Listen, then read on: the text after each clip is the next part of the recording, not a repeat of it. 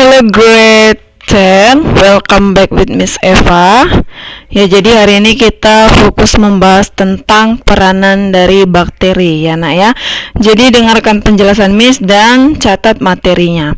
Dan Miss mau nanya, pernahkah kamu meminum ini ya? Jika pernah, pasti kalian merasakan seperti ada rasa manis dan rasa asam ya. Nah, jadi ini adalah suatu produk ya. Suatu produk dengan fermentasi dari bakteri dengan berbahan susu ya.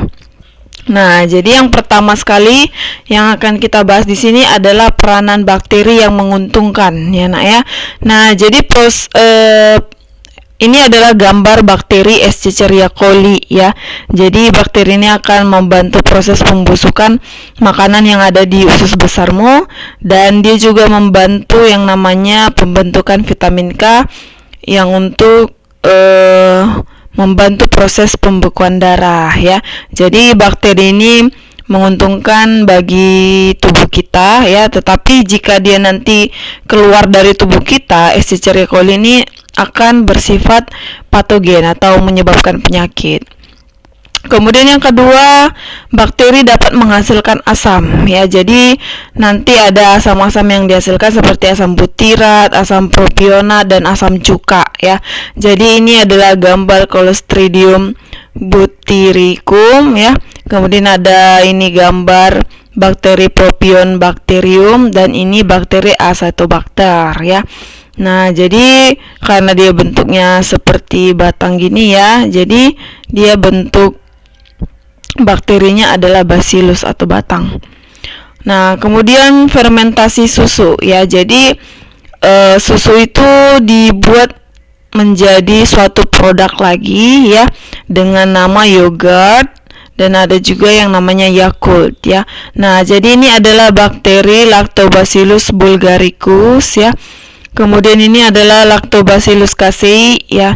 Jadi Lactobacillus bulgaricus ini dia itu bakteri yang dapat membuat yogurt ya. Kemudian Lactobacillus casei itu dia yang berada di dalam kemasan Yakult yang sering kamu minum. Kemudian sebagai pengikat nitrogen ya, jadi dibagi atas dua bagian ya nak ya. Ada yang hidup bebas, kemudian ada yang bersimbiosis dengan tumbuhan ya. Jadi kalau yang hidup bebas ini dia akan mengikat nitrogen yang ada di udara bebas ya. Contoh bakterinya itu Azotobacter, kemudian ada Rhodospirillum rubrum. Kemudian yang bersimbiosis dengan tumbuhan ya. Jadi dia itu akan menempel di bagian akar pada tumbuhan ya. Nanti akan membentuk bintil-bintil akar. Nah, di situ terdapat yang namanya bakteri Rhizobium leguminosarium ya. Kemudian bakteri nitrifikasi. Nah, jadi bakteri ini mampu mengubah senyawa amonia menjadi senyawa nitrit, kemudian mengubahnya lagi menjadi senyawa nitrat ya.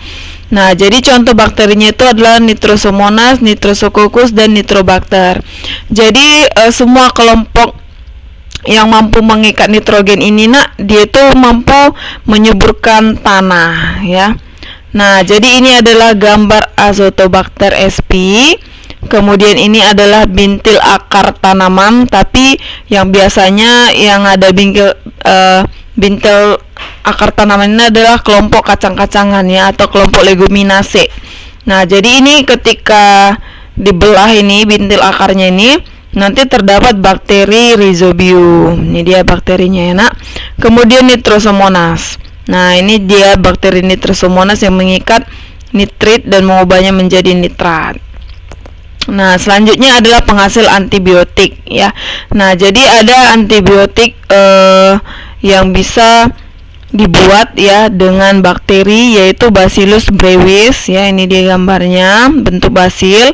Kemudian ada antibiotik basitracin ya, ini Bacillus subtilis, bentuk basil juga. Kemudian ada antibiotik polymyxin ya, Bacillus polymixa.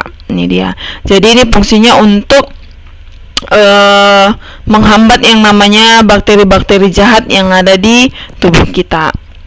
Nah, selain dari itu ada yang berperan sebagai pengolahan limbah ya. Jadi ada nanti namanya Thiobacillus ferrooxidans ya dan Bacillus subtilis. Jadi bakteri ini berfungsi untuk yang namanya membersihkan yang namanya logam-logam berat yang ada di daerah perairan ya. Jadi seperti pabrik-pabrik itu ya nak ya, mereka kan memproduksi yang namanya seperti kertas ya. Jadi nanti ada limbah ya. Jadi limbahnya ini bersifat asam. Jadi ketika limbahnya itu sebelum dibuang akan dinetralkan terlebih dahulu dengan bakteri ini ya, supaya limbahnya dapat dibuang dan tidak menyebabkan pencemaran lingkungan. Nah, selanjutnya adalah penghasil biogas ya. Jadi ini adalah satu kelompok dari metanogen ya. Jadi ini adalah contoh bakteri Methanobacterium ya, kemarin udah jelaskan yang mengenai kelompok Archaebacteria. Jadi penghasil biogas itu adalah kelompok bakteri Methanobacterium ya. Jadi bakteri ini nanti akan mampu menghasilkan gas metana yang berfungsi untuk proses pembuatan gas dari kotoran hewan. Nah, jadi ini ada tugas kamu Miss Kasih ya.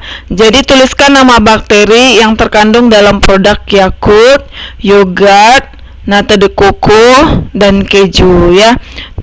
Tuliskan nama bakterinya ya nak ya. Jadi itu aja penjelasan Miss mengenai peranan bakteri yang menguntungkan ya. Jadi selanjutnya kita bahas nanti di pertemuan berikutnya mengenai peranan bakteri yang merugikan ya nak ya. Oke, thank you for your attention and see you next time.